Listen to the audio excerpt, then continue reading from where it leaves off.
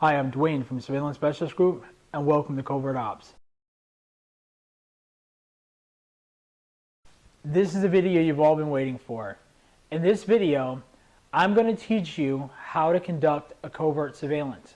I'm going to explain to you the type of equipment you're going to use, some of the do's and don'ts, and one of the things that you have to practice to make sure that your covert video is perfect. Alright, let's get started. First, I'd like to discuss your camera choice. One of the things you have to consider is that you never know where your day is going to take you. For this reason, you want to choose a camera that's most universal if you're a beginner. In the beginning of this business, you may not have a lot of money to invest in your equipment, so you want to make wise choices. Now, your optimal choice would be to make one investment and purchase a camera that has day-night capability. This means it has a very, very good color quality during the day, but if you would get into a low light situation or a nighttime situation, it has a very low light or low lux capability. A couple examples where that comes in, you might follow a subject who has an insurance claim, and you might follow that subject to a bowling alley. You might be working an infidelity case, and you might follow your subject and the person that he's meeting up with to a bar or a club. In those situations, you don't have a lot of light, and generally at night, color doesn't matter anyway. So if you had a nice color camera that doesn't have very good low light capability and you got involved in those kind of situations, you're not going to be able to get the video for your client. You're probably going to wind up with a couple of different cameras for different situations. Meaning, a lot of times I carry a backpack that has a camera built into the shoulder harness as well as the back of the backpack. And I can actually toggle between the two cameras. Now, that's a little high tech, and it takes a lot of skill to be able to use both those cameras and remember which camera you're actually operating at the time.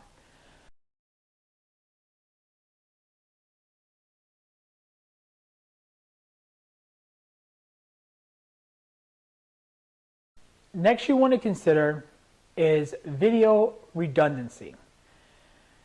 In this business, Murphy's Law is always applied to everything you do. Therefore, no matter what your situation, you have to keep in mind that that video that you're trying to obtain of that subject may only happen once. So let's say you have an insurance claimant, they happen to go to an auto parts store.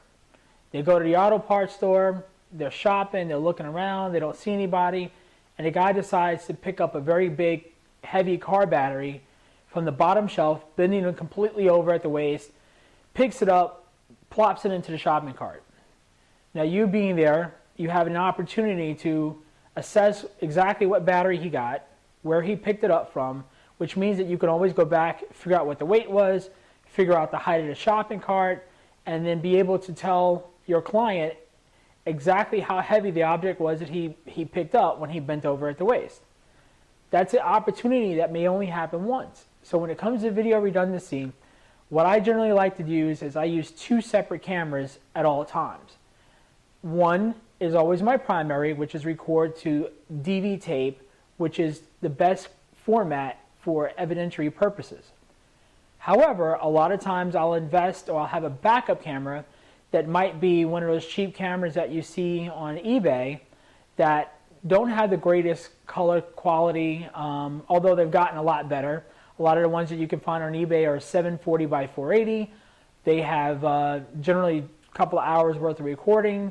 You might have some issues with format changes, but remember, they're not recording to a media that's going to let you retain that video, and it's going to require a couple extra steps to maintaining that video for evidentiary purposes. So without going on that topic too much, what I like to use is two cameras instead of just one. So I might have my primary camera and then I'll have a backup camera, because you never know, you might have a bad connection, you might inadvertently hit the stop button or one of the buttons on your camera, which might stop it from recording. Which brings me to another point. When you're choosing your covert gear, If you're not using your camcorder, a lot of times, like if you watch some of my other videos, I explain how you can use your camcorder that has a video in for a dual purpose, so you can use it to record overtly and covertly. One of the things that you want to do is you want to pick a covert recording system. For example, years ago we used to use the Sony EVO series, everything from 8mm, now they have them in DV. And those are great systems to use because Sony incorporated a hold button, which allows you to switch that button over and it locks out all the controls, and it keeps you from inadvertently hitting any of the buttons that might stop that device from recording. If you're going to use a DVR or a digital device to do your recording, try to find one that has that capability. You want to be able to switch that hold button over and lock out the recording or the buttons on that device so it's not inadvertently closed. Another thing that you want to do is make sure that you always use a fresh battery, or a battery that you know exactly how much life of that battery is left. What I like to do is I have a battery that I'll pop in, and normally instead of just using a straight 9-volt, I'll use a series of AA's to make 9 volts in a little harness that you can get from Radio Shack over just using a simple 9-volt. And that might give me 4 to 6 hours, whereas a little 9-volt might only give me an hour. Whenever you're doing covert video, you want to make sure that you always take with you a spare tape or a spare media card if you're using a digital recorder. You always want to make sure that you carry with you a spare battery for whatever camera you're using if it's not incorporated into your recorder, or if the power is not incorporated into your recorder. Next, you always want to make sure that you sneak away or you get away from whatever your situation is, and make sure that no matter what your device is, you always check to make sure that it's recording.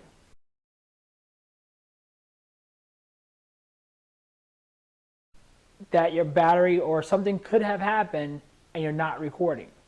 And again, that's very heartbreaking when you get back to your surveillance vehicle, or if you make the mistake of telling your employer, hey, I got all this great video, I got the guy doing this, I got the guy doing that. Or maybe even your client, if it's an infidelity case, yeah, I got them at the bar and he was touching all over her and he did all this stuff, and then you go back and you look at your tape and it's not there.